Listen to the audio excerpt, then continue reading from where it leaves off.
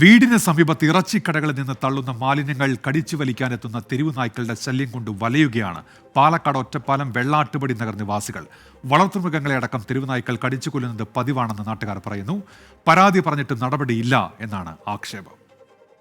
തെരുവുനായ ശല്യം സംസ്ഥാനത്ത് തന്നെ ഏറ്റവും വലിയ പ്രശ്നമാണ്.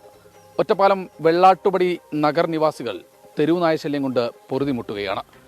വളർത്തുമൃഗങ്ങൾക്കും നാട്ടുകാർക്കും ഭീഷണിയായി തെരുവുനായ്ക്കൾ ഇവിടെ വിഹരിക്കുകയാണ്. തെരുവുനായ്ക്കളിൽ നിന്ന് രക്ഷ നേടാൻ വേണ്ടി നടപടികൾ അധികാരികൾ സ്വീകരിക്കണമെന്നാണ് നാട്ടുകാരുടെ ആവശ്യം. ഒറ്റപ്പാലം മുനിസിപ്പൽ ഷോപ്പിംഗ് കോംപ്ലക്സിന് പിറകിൽ താമസിക്കുന്ന വെള്ളാട്ടുപടി നഗർ നിവാസികളാണ് തെരുവുനായ ശല്യം കൊണ്ട് പൊറുതിമുട്ടുന്നത്. ആടുമാടുകളെ വളർത്തിയാണ് ഈ പ്രദേശത്തെ കുടുംബങ്ങൾ നിത്യജീവിതത്തിനുള്ള മാർഗം കണ്ടെത്തുന്നത്. എന്നാൽ തെരുവുനായ്ക്കളുടെ ശല്യം വളർത്തുമൃഗങ്ങൾക്ക് കൂടി ഭീഷണിയാവുകയാണ്. ഇവിടെ തെരുവുനായ്ക്കളുടെ ശല്യം കൂടുതലാണ്.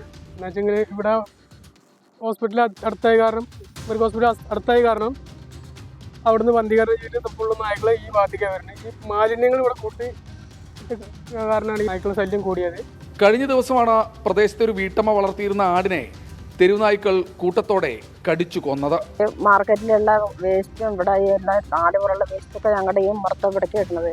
അതുതന്നെ തെരുവുനായ്ക്കളുടെ ശല്യം കൂടുതലാണ്. ഞങ്ങളുടെ 8000 രൂപയാണ് വില വരിക ഒരാട്. ഇപ്പോൾ 2 ദിവസം മുന്നേ ചത്തത്. അതുപോലെ അതിൻ്റെ മുന്നേ ഒരു ആട്ടുംകുട്ടി നായ കടിച്ചെത്തു. സമാനമായ പ്രതിസന്ധികൾ തന്നെയാണ് പ്രദേശത്തെ മറ്റു കുടുംബങ്ങൾക്കും പറയാനുള്ളത്. മുനിസിപ്പൽ ഷോപ്പിംഗ് കോംപ്ലക്സിൽ പ്രവർത്തിക്കുന്ന ഇറച്ചിക്കടകളിലെ മാലിന്യങ്ങൾ തള്ളുന്നത് ഇക്കാണുന്ന വിധത്തിലാണ്.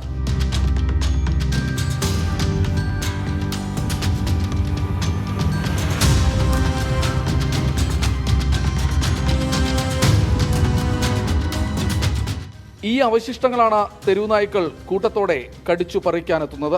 സമീപത്തെ മൃഗാശുപത്രിയിൽ എത്തിച്ച് വന്ധീകരിക്കുന്ന നായ്ക്കളെ കുത്തിവെപ്പെടുത്ത ശേഷം തുറന്നുവിടുന്നതും ഈ പ്രദേശത്തേക്കാണെന്ന് നാട്ടുകാർ പറയുന്നു.